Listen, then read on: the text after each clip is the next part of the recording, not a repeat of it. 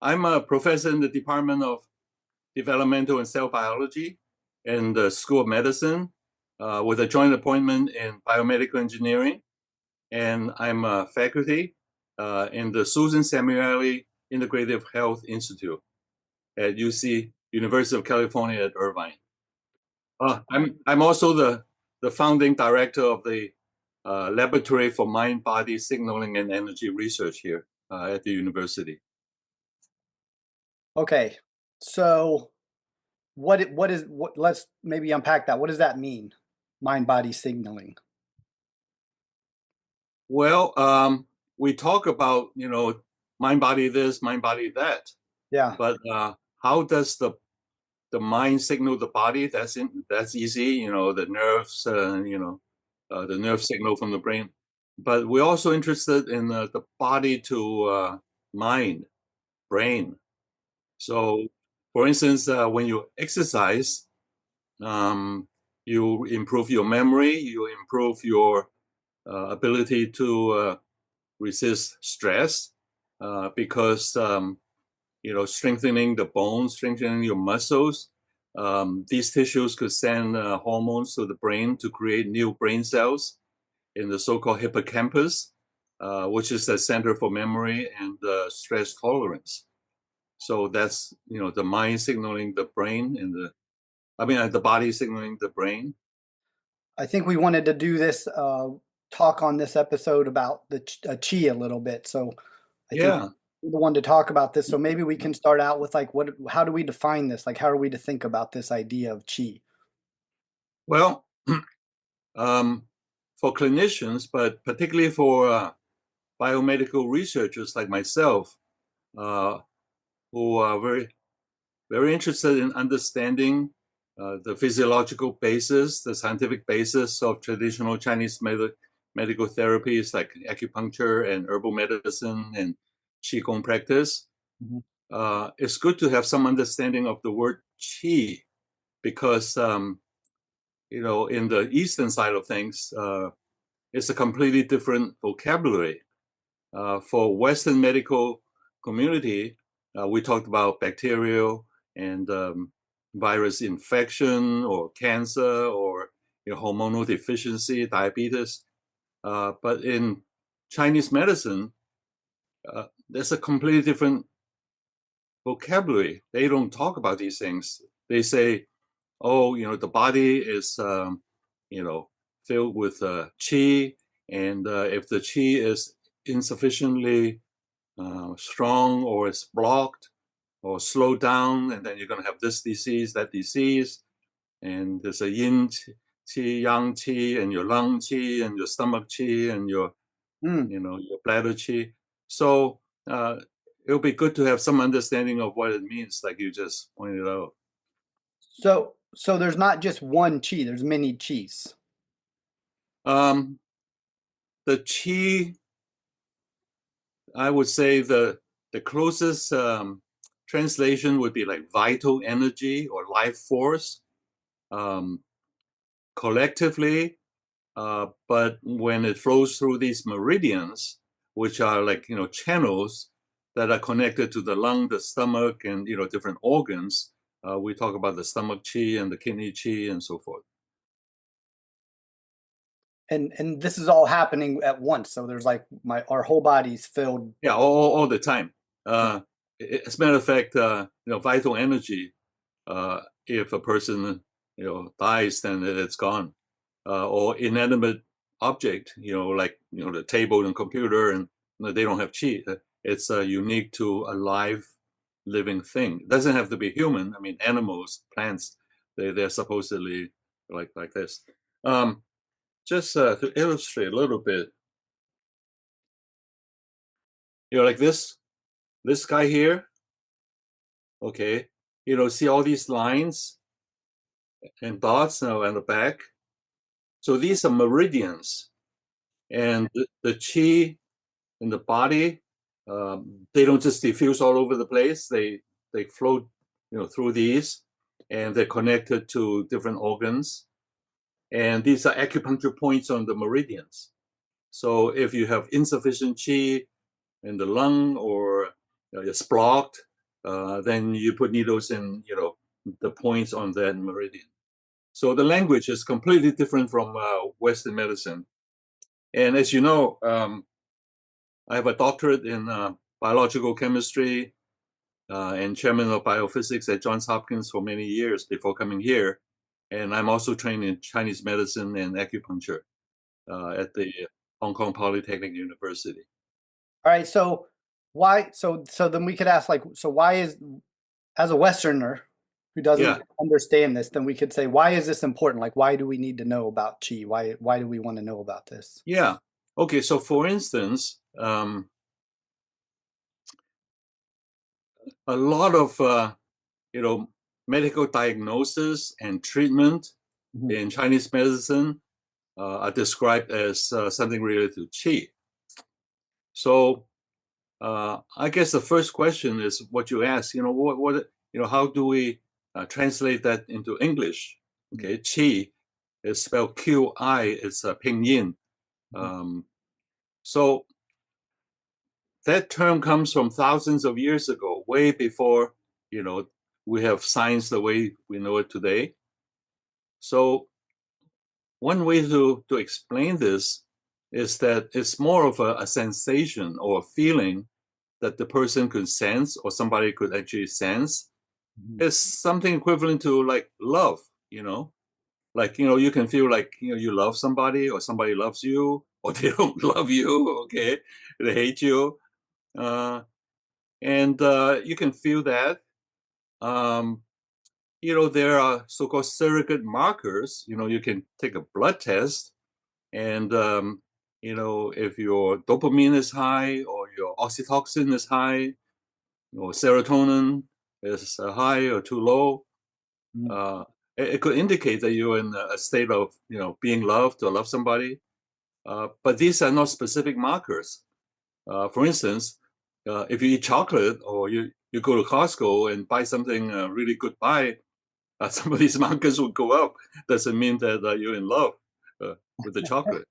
So so chi is kind of like that. You can sense that you're very energetic. It's a term equivalent to vital energy, or you're really tired physically or mentally. And somebody could come along and say, "Wow, boy, you don't look good. You look like you're low in chi." Mhm. Or the Chinese doctor would say that, "Oh, let me take your pulse. Let me test you this way," and say, your heart meridian chi is kind of low. So let me prescribe something to you, Mhm. such as doing some Qigong exercise or do acupuncture, put needles into the heart meridian, the pericardium meridian, and so forth. Mhm.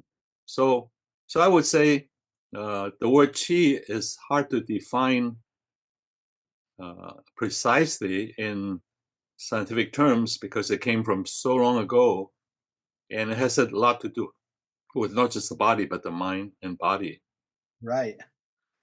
So the okay, since you said that, the mind and the Qi are different. They're not the same thing. No, no. Qi is, this sensation, this energy flow that goes all around the body, including the body and the brain and the mind. It's all linked up together. It's rather abstract, and you cannot buy a Qi meter and measure or get a blood test as such. Yeah, And then you said, okay, let's take your example. So somebody who has low heart Qi, the pericardium meridian or something, and you give them some Qigong practices. Can yeah. they feel this? Like, how do they work with this Qi in the heart center or the heart meridian? Okay, so that gets a little bit into the research that we do. Okay. Okay, we're one of the few laboratories that are fully equipped to ask the question of, can you measure in some way, qi that's relevant to mind body health?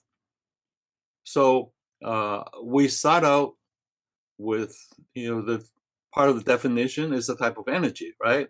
Mhm. And as a biophysicist and as a biomedical engineer, we have a lot of instrumentation, hardware, software to measure energy. like heat, light, electricity, and so forth. So we start out asking the easy question, okay? Electricity, does that have any relevance to the ancient definition of qi? Okay, so electricity, so the flow of electricity, we call that electrical conductance. Mhm. And we could measure electricity signal, electrical signal coming off the body or into the body or flowing around the body. So one thing that's obvious is that we Western medical doctors measure EEG, okay, the brain waves, okay, you have electricity up there, electroencephalography, ECG, every time your heart beats, there's electrical signal, or that's electrocardiology, or we do this a lot. We measure muscle. Every time you flex your muscle, you have EMG, electromyography. So the body does have a lot of electrical signals that you can measure. And we use a proprietary instrument to measure the flow of electricity within the body. So we can ask the question of, if you do like Tai Chi or Qigong, do you increase your flow of electricity that we could measure? Or if you get acupuncture or you take some herbal medicine? And the question is yes. So that's one type of energy that we can actually measure. Now, we also in our laboratory could measure energy that the body has in terms of heat. That's obvious, infrared camera and all that. But as light, our body has biophotons. We put out light, and not a lot. So we need to have a very sensitive photon counting system to see how much light is coming off before and after you do some Tai Chi or Mhm. Qigong or acupuncture. Mhm. So we're very interested in different forms of energy, but particularly electrical energy, and particularly the flow of electricity within the body Yeah. uh, as a result of Chinese medical treatments. So can you measure that thing? You can see if somebody's meridian is flowing well, like part's not, part are, like you can see like where it's blocked and stuff with your devices? Um, yes and no. The device that we use was first developed by uh, Dr. Motoyama, the late Dr. Motoyama in Japan, with the idea that you can actually measure the flow of electricity specifically, along certain meridians by measuring at certain acupuncture points. And that was like 20 years ago now. And we started using his technology to measure that. But more and more, um, it doesn't seem to be that specific. We could measure like, from here to here, from here to here. But, can we really say, oh, if there's something wrong with your heart, if you measure along the pericardium meridian, then it'll be lower. Dr. Murayama had hoped that it would as a diagnostic test, but it's not that simple. Maybe in the future something. Um, Maybe, um, but something like this needs a lot of clinical trials and testing and so forth. So far, we're just measuring like, in general, the flow of electrical signal, in general, the emission of biophotons, rather than get into like medical diagnosis, something wrong with the kidney or with your stomach or your lung. We just say that if you do Tai Chi, we could measure in all sorts of places around the body, and you have a better flow of energy in terms of electricity. Okay, so you can definitely see that. You can see if somebody does Tai Chi, it gets better after they do it. Yeah, Oh, actually, it's more than that. Um, Even though the term qi came from at least 2,000 years ago, because we can read books from that long ago, and the word qi is clearly described there. But there is this central concept in traditional Chinese medicine that qi is closely related to blood. The flow of qi is supposedly very closely related to the flow of blood. And the saying is, blood is the mother of qi. Okay. Um, Also, the different sayings are like, where your intention goes, so goes the qi, so goes the blood. mm. Um, or in medical diagnosis, a Chinese doctor would say that, your qi is not flowing well, and I'm going to give you this. And the saying would be like, move the blood, invigorate your qi. So there is this basic concept that, blood flow and qi flow are supposedly, tightly associated. And well, we Western biomedical researchers have all sorts of tools to measure the flow of blood. So in our laboratory, um, we use a laser Doppler flowmetry instrument. It uses the same principle as the laser gun that the highway patrol, see how fast your car is going, or in sports, the pitcher or the tennis, ball flying 96 miles per hour.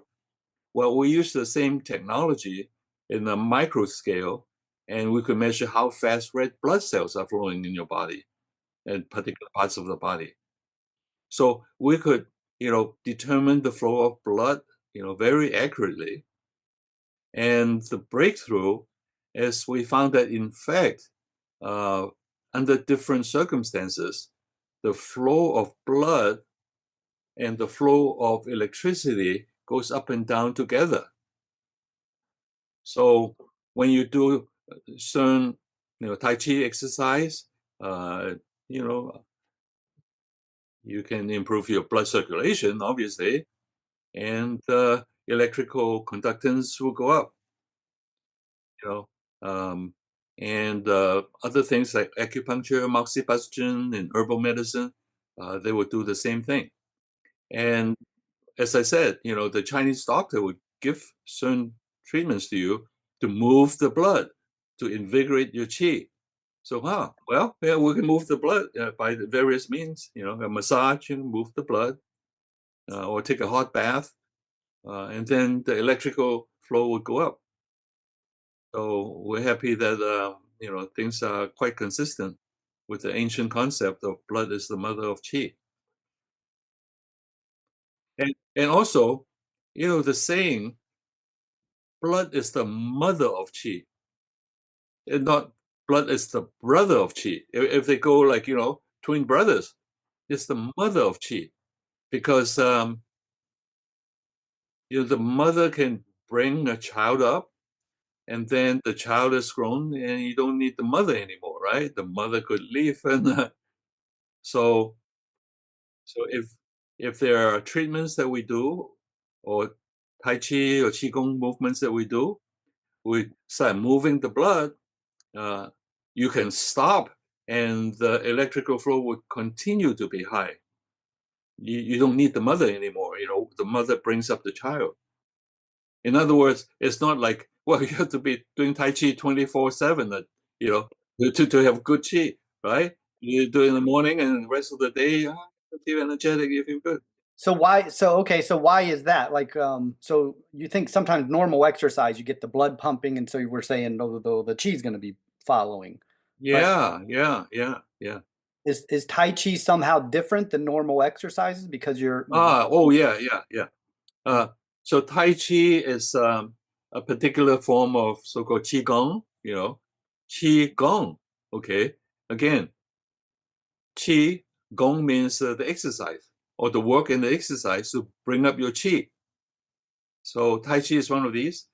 And Qigong and Tai Chi particularly, you know, uh, is defined, as integrated regulation of mind, body, and breath. So, I mean, you can go to the gym and lift weights, or you can run. You're regulating your body, or you can sit and do deep breathing exercises, or you can sit there and meditate and regulate your mind. But Qigong and Tai Chi, you integrate all of them together. So, when you move, okay, you move and you breathe in, breathe out, and your mind is tuned into a single meditative thought. So that's how it's different. And we're analyzing how each of these elements could improve, blood flow and improve qi flow.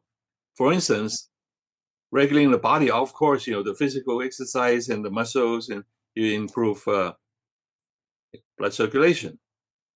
But when you regulate your breathing in the Qigong way, slow it down to no more than 6 times a minute or 4 times a minute, even and deep, using like 3/4 of the capacity of your lung rather than the normal 1/4, you trigger what's called respiratory sinus arrhythmia. When you breathe in, your heart rate goes up, boom, boom, boom, boom, boom, boom, boom. Okay. And when you breathe out, boom, boom, boom, boom, boom, boom. So when you go through these type of cycles of breathing, you have waves of increased cardiac output and you have better blood flow. That's nothing to do with exercise.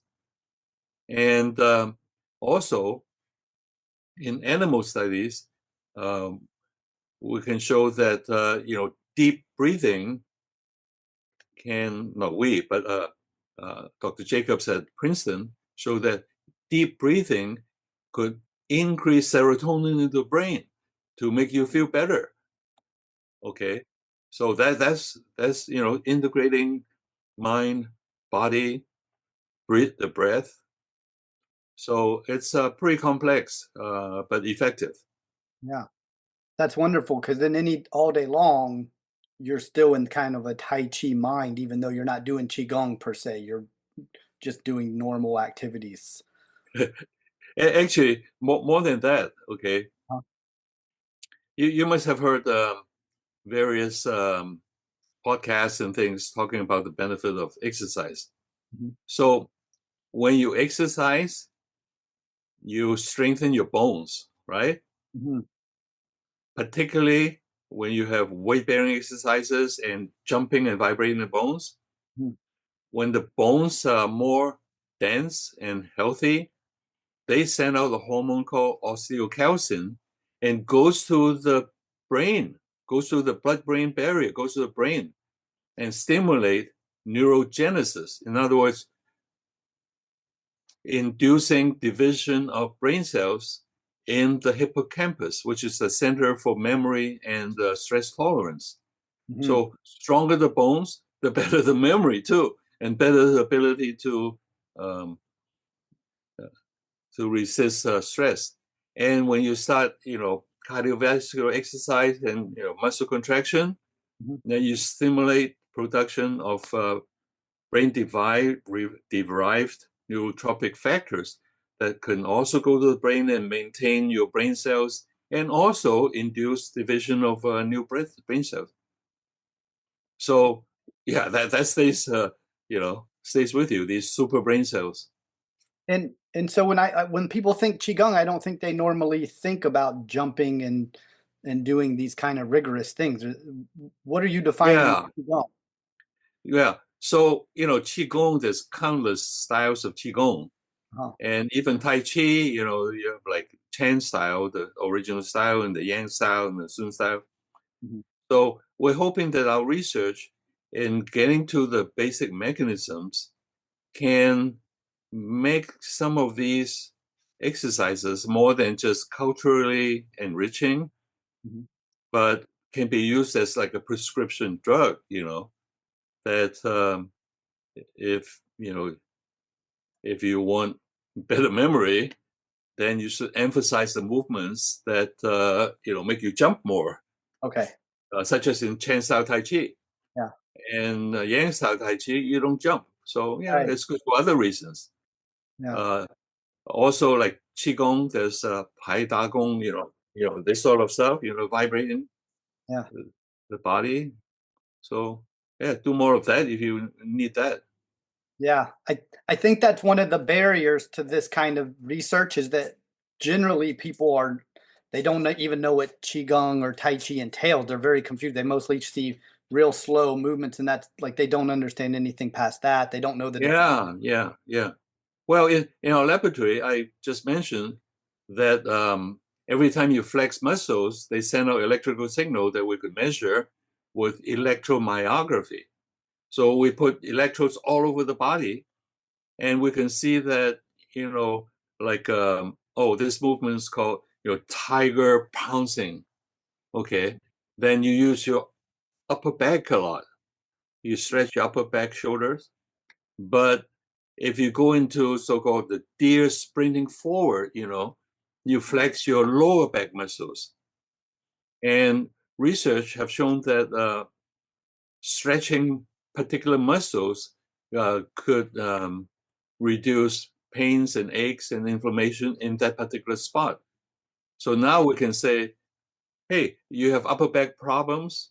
Hey, do more tiger Oh, yes, pouncing. yes, yes. Forget the, don't do 108 different movements, and Right. three of which will benefit you. That's And right. if you have low back pain, do more of the deer sprinting. Yeah. So it's like a precision medicine. Yeah. Wonderful. That's more help. That's helpful. So this is like the five animal forms and stuff like in Dao Yin and stuff. Yeah, yeah, precisely, Yeah, yeah, precisely. yeah. All right. So this is really interesting. Yeah. So I think that the we so do you have in your laboratory like different exercises and types and traditions of qigong and you test for each one of them? Yes. So as I said in your last interview, Mhm. I've had decades of experience practicing Tai Chi and Qigong. In fact, I'm a 20th generation heir of Chen Style Tai Chi, formerly given by Grandmaster Zheng-Lei of the Chen family village. Mhm. And I'm the scientific advisor for the publication of a whole series of like instructional Qigong books by the Shanghai University of Traditional Chinese Medicine. So I'm quite familiar. Hmm. So can we is there somewhere like people can find these studies with the different practices? Like do you have that available somewhere? Um, Not really. These are in scientific journals. They are very specialized. This is like state of the art research, not yet, at the um, like consumer book type of thing. Um, I want to say something about the flow of electricity. I mentioned several times, right? So the flow of blood, obviously, you ask any doctor, nurse, or the better health, the better flow. Okay, but what's the relevance of better flow of electricity? That's of academic interest, but medically, what's the relevance? Well, let me give you this particular example. It's known that our body actually has a certain basal level of electrical flow, as I said. But should you cut yourself as part of wound healing, your body will naturally increase electrical field, DC electrical field. DC electrical field is created by flow of electricity, and you create this field. If you cut yourself, you measure the DC electric field would go up like 50 to 100 times. So our body actually has a mechanism of making use of that to help our healing. And in the laboratory, to get away from the placebo effect, we and our collaborators have taken cells, and grow them on a plate. and then take a razor blade and cut through a layer of these cells, and then these cells would actually naturally come back, okay, like wound healing. But if you put an electrical field from a battery, they will come back, faster. So we would say, in a cell culture model, we could demonstrate that an electrical field could enhance wound healing in a wound healing model. Now, we're not saying that, we cut ourselves all day long, but our body actually, every time you go to sleep, this natural repair mechanism and things like that, all sorts of things that involve cells moving and integrating themselves. So one could have at least a hand-waving argument that increased electrical field is a healthy thing, because like in wound healing, your body actually jacks up the electrical field. So as a matter of fact, today there are quite a few like FDA approved medical devices out there that applies an electrical field for enhancing the healing of soft tissues and bones and microfractures. So it's actually Like tinge units and stuff like this. yeah. But if you can do acupuncture, you can this and that, and naturally improve your Yeah. electrical field, then you can see that's a good thing. Yeah, I think that's what's attractive about this is that, not, you can use devices and go to somebody, but actually there's something we can do ourselves on our own without guidance. Yeah. Um, so then I think we so we talked like I guess energy healers. So that's kind of a big field. Ah, that's rather controversial. Yeah. Um, as I mentioned last time, um, I've been appointed by the Secretary of Health and Human Services to the National Advisory Council on Integrative and Complementary Health.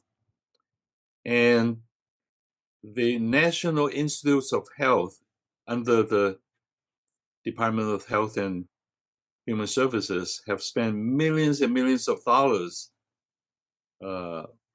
given to scientists to try to understand, healing by healers. Is that all placebo effect, or that's some kind of demonstrated efficacy to it? So it's 10 years already. At some point, they said, should we keep spending this money and not getting any positive result? So I was appointed to be the chair of a think tank evaluating all scientific evidence up to that point, and together with 16 other experts, research experts in the field, and examine all the literature and interview people. And we came to the conclusion that so-called energy healers, do benefit patients, but probably just because the tremendous power of the placebo effect. And if you really look into literature in terms of clinical trials, which are few and involving few, subjects, they can't really demonstrate demonstrate very clearly that healers could heal you beyond the placebo effect, because many of these studies have no placebo control. People get well, but but they get well anyway. And then the Department of Health and Human Services really turned down the the money spent on this type of research. So I'm not talking through both sides of my mouth. Okay, in terms of cells grown on a plate and you put an electrical field on it, you affect them. There's no question you affect their movement, their function, But in terms of a healer, without touching, once you touch, it becomes massage, okay? Without touching, no human body could send out that much energy through your clothes and, to another person and affect the cells in your body. That is just not practical. Uh, not scientifically possible. And also, there are healers who so-called distance healers.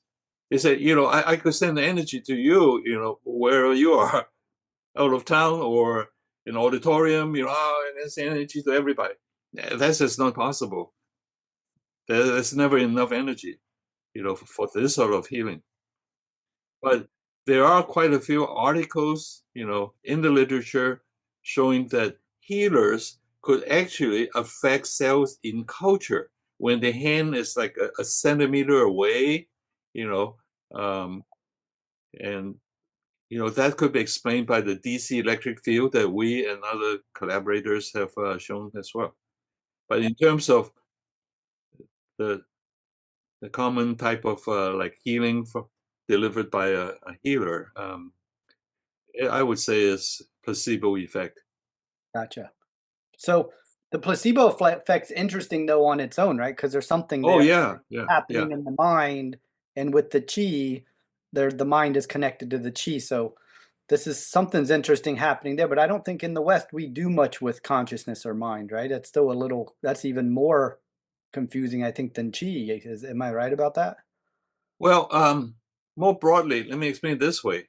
Okay, that studying the placebo effect is a whole field of research in biomedical research. Mhm.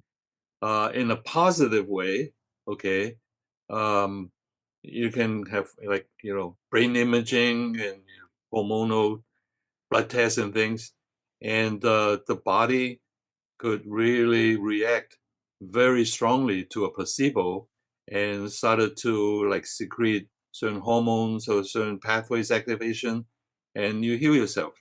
Mm. Uh, but not many people understand the reverse is called the nocebo effect. The nocebo effect is just as strong. Um, like research, particularly at Harvard, um, dedicated to nocebo effect and placebo effect. If you believe it's going to hurt you, it's really going to hurt you. And the prime example is in the early days of testing the COVID vaccine. Mm. Everybody dwells on the positive. Oh yeah, that really could block viral infection, by the COVID virus. Mhm. But if you look at the data, okay, yes, um, the people receiving the vaccine reported like soreness and tiredness or even dizziness or all sorts of problems, okay? But if you look at the placebo group who got nothing but salt, sugar water, salt water, but they think they're getting the real vaccine, Mm. they reported the same effects, okay? They're all sore, I'm feeling, a lot of the so-called side effects of vaccination is the nocebo effect. Mm. And it's too bad that the media, dwells on the positive effect, which is good. I'm glad they do that, but they neglect to put some emphasis in telling people that a lot of the so-called side effects are up here. Yeah. So, Yeah, they don't even talk about this so much. But well, except the anti-vaccination people. yeah, yeah, yeah, yeah. Uh, Back to the energy thing for a second. Typically, Yeah, when we think of the body as energy, like you said, you cut yourself, and then yeah, yeah. we associate, I think, and typically like the nervous system is the energy, and then that's it. But you're saying that no, the what is the relationship between energy and the nervous system? Well, as I just said, okay, your whole body runs on electrical signal. Nervous system is the nerve conduction. right? We know that very well. But your heart, speeding and muscles and everything else, they run on electricity. So when you say the nervous system, well, that's a very, very vital part of the whole mind, body, and brain, and it certainly runs on electrical signal. But I wouldn't be able to move my arm this way if I didn't have electrical signal in the muscles. And your stomach, churning, is called EGG, electrogastrography. You measure that. So we shouldn't maybe compartmentalize these things so much. Like it's more pervasive and interactive than maybe. Oh yeah, that's absolutely correct. Yeah. Well, and Western medicine is making more and more use of this this concept of energy, not just not just as a diagnosis, but there are more and more medical devices or treatments that involve the input of electrical field, electrical conductance, but also magnetic energy, even light, light therapy. Yeah, sure, red light and everything. Yeah. So what does that do? The red light stimulates the chi? Well, light research is lagging behind. Mm. Not many people are studying that, and don't really know. Ah, A lot of the energy, scientific energy, is spent on acupuncture because yeah, that's in the forefront. yeah. And light music therapy is also very good. Uh, Uh, aromatic arom yeah, aroma, aromatic. Yeah, aromatherapy. aromatic treatment. Uh-huh. So those are not so much in the mainstream of biomedical research, Mhm. but people are studying these things. Yeah, yeah. Like we don't understand where the biophotons come from. We don't even know that. We just know that we emit light. Yeah, you can measure them, but you don't know where the origin, how they originate. That's right. Yeah. Oh, okay, that's interesting. Um, back to the uh, placebo effect for a second, or the nocebo effect. So, if if somebody has something in their mind like this won't work, Yeah. how do they? How do they? So we're saying, well, if they, so like acupuncture, if they don't think it's going to work, then it's not going to be as good. Is that what you're saying? And if that's the case, how do they switch their mind to getting on board and being like, yeah, this is going to work, and getting confidence with that? Ah. Okay. So let me give you one example. Okay, acupuncture. Acupuncture, a ton of research going on. Okay, and had been done already in Western countries. So there are at least two main effects that one could measure.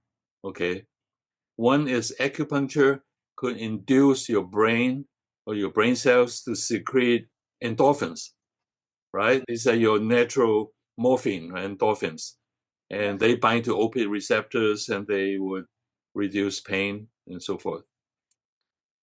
Maybe less known is that acupuncture could sensitize opiate receptors, make them more sensitive.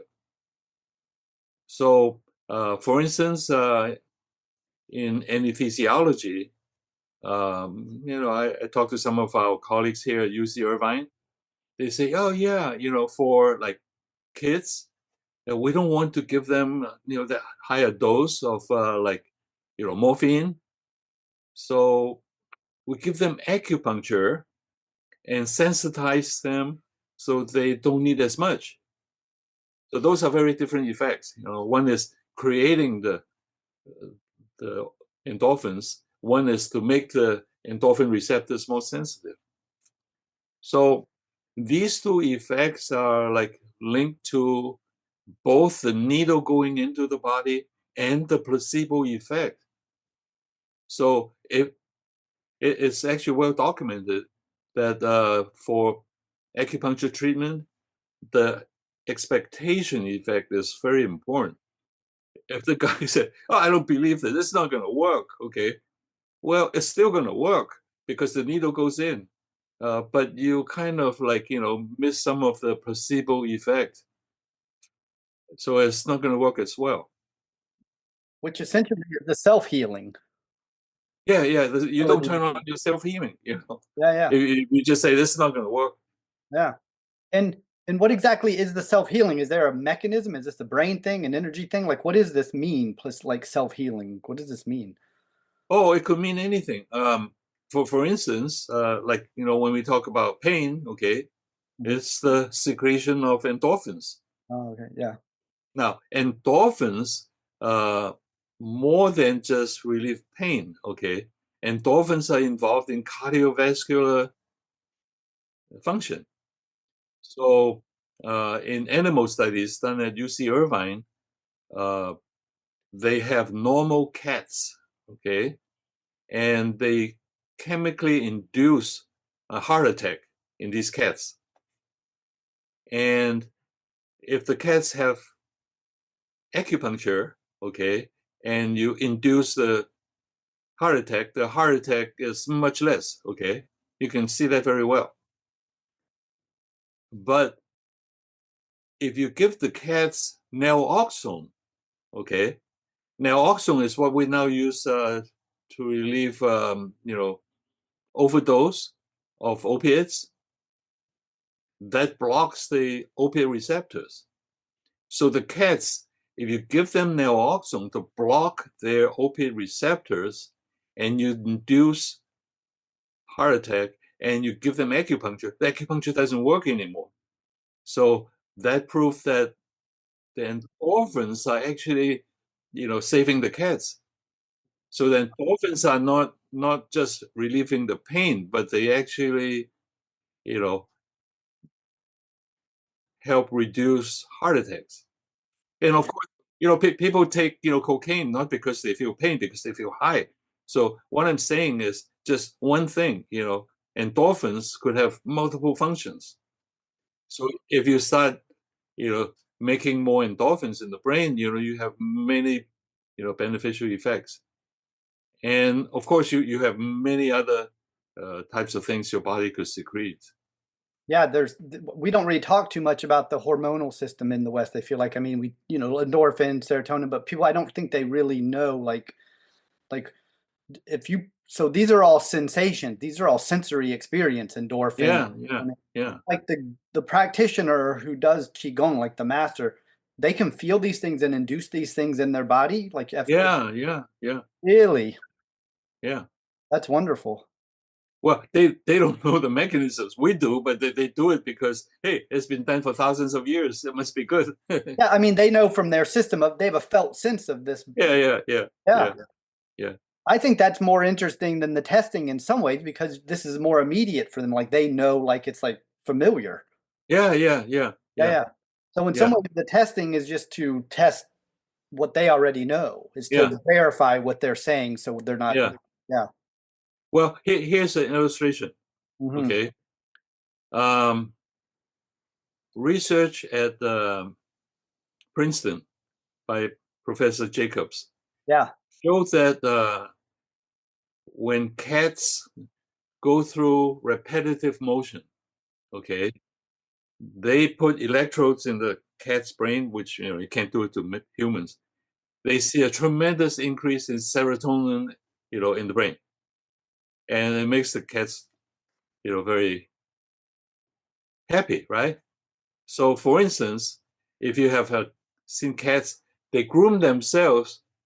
They could do that for 15, 20 minutes, Okay, repetitive motion would make you feel like, good and relaxed. And then you think about it, okay? People chew gum, okay? The gum has no taste after 2 minutes. If you guy like Steph Curry of Yeah. the Yeah. Warriors, right? You know him? Yeah. Yeah. Of course. Yeah, I mean, he chews on your mouth guard, right? Yeah. Yeah. Why is he doing that? And then, I'm sitting on a swivel chair. Hmm. People like to do that. Yeah. Or rocking chair, or tapping your pencil. Hey, it's self-medication. You do these things and you actually feel good.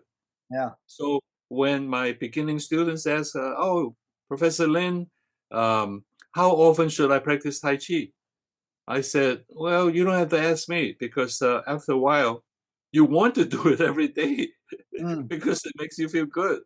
It's Mhm. not because I tell you to, not because the doctor tells you that you need um, uh, an hour of exercise 3 times a week. No, people who do Tai Chi every morning. They go and do it because they like it. It makes them feel good. That's really important. That's a key point that exercise is not painful. Like it's that if you do Tai Chi, it really feels good.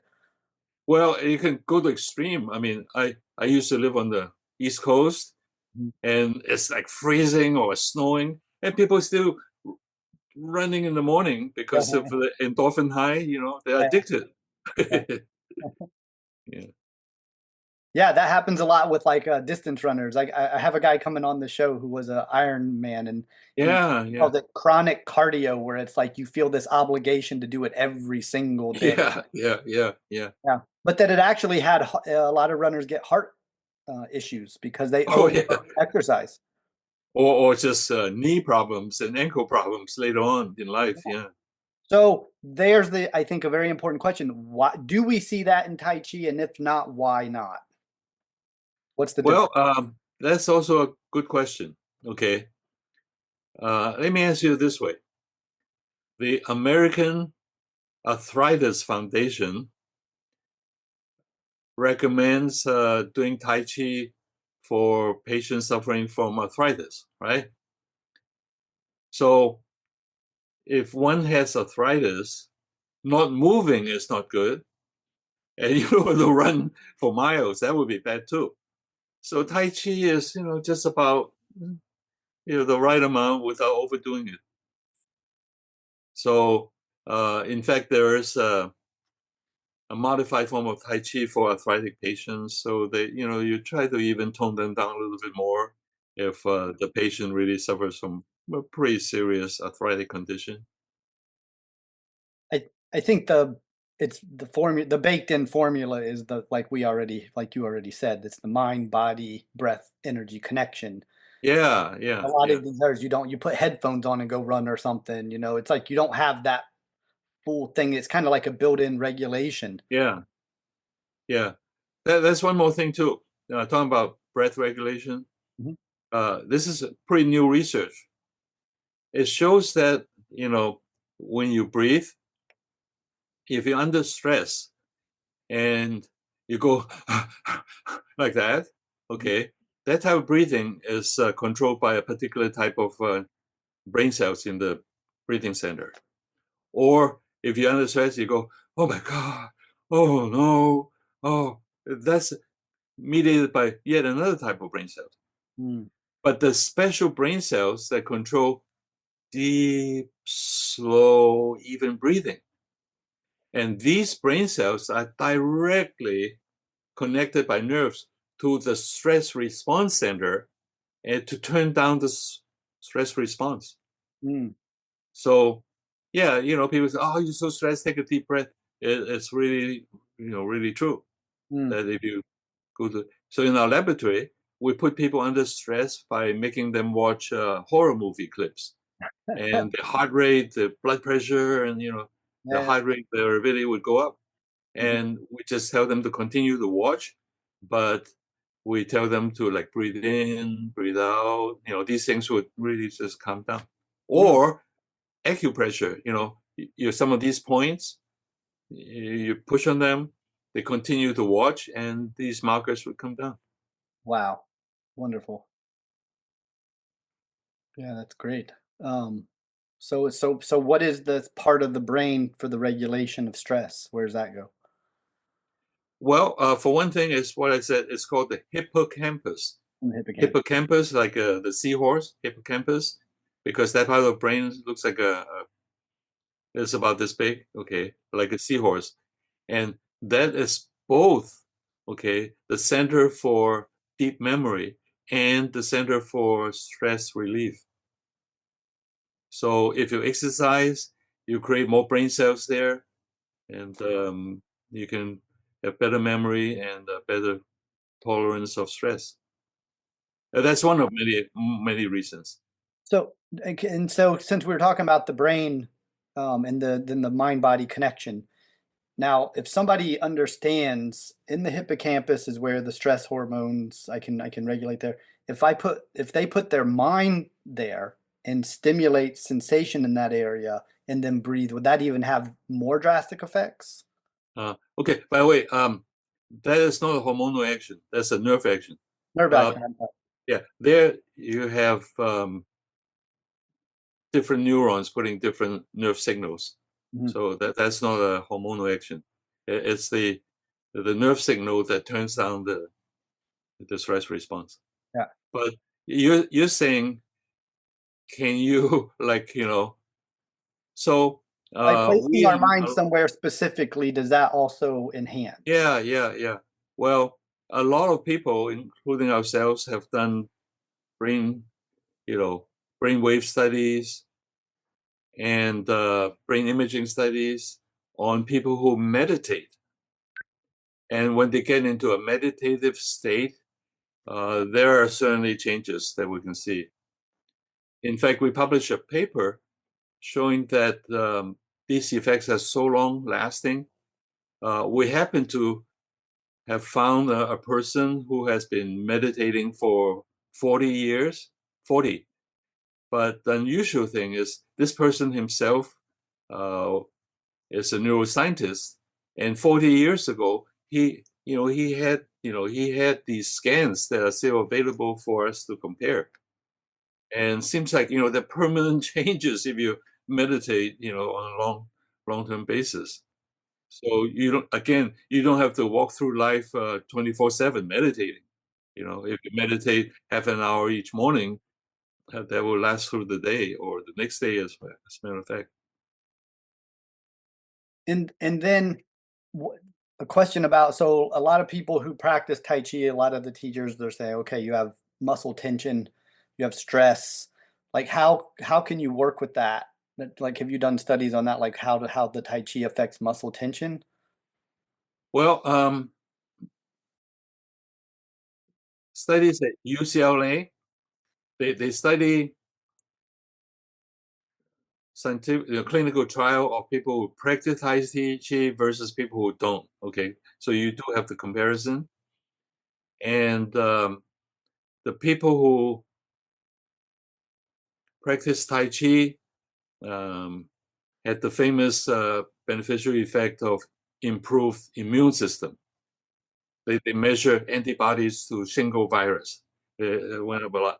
So that got publicized. But perhaps equally important is that group actually sleep better. They have less problems sleeping. They can sleep well, sleep longer, and they're less stressed.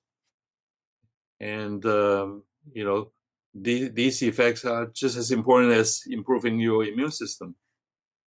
And this is the Tai Chi group that they study with a comparison group that didn't get these effects. Yeah. So this just, so by the doing the practice, many things come. It's not necessarily so compartmentalized. Like all Yeah, different yeah, yeah, balances begin to happen in the individual that affects sleep, diet, health, everything. yeah. All And right. certainly, well, I mean, like today, this article in New York Times saying what type of food can make you sleep better.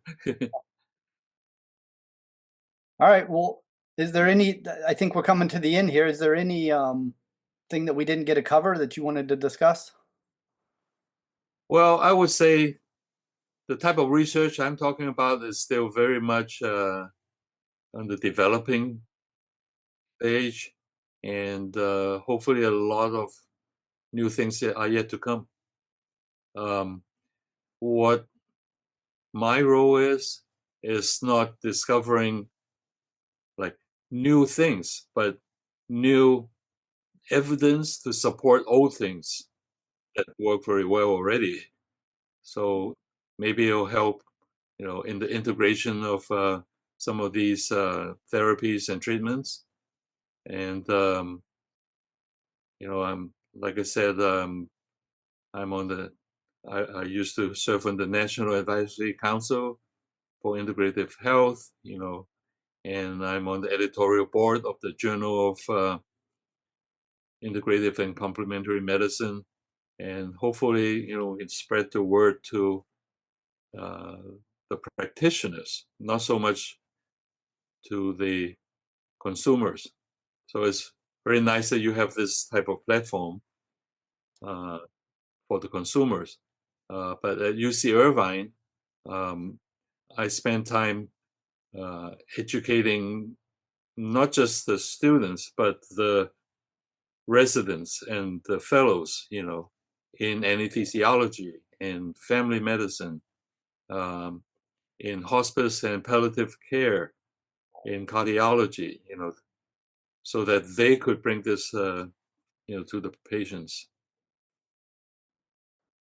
Wonderful. Well, thank you so much. I really appreciate your work, and I use it to I talk to with my students, and I refer them to our podcast and then your work. I think this is really important work you're doing, and I like that you're showing what we're doing and how it's beneficial rather than just sort of people maybe it is, maybe it's not. I think it's Yeah, yeah, yeah, yeah. well, thank you so much. I appreciate you coming on again. Well, I really enjoy talking to you and enjoy this using this platform to maybe help a few more people. Yeah, anytime. And when you get more research, I will bring you back on maybe in a year or so. Yeah, sure, sure, sure. Yeah. All right, Okay, Dr. Lin. Goodbye. all Thank you. right. Bye-bye.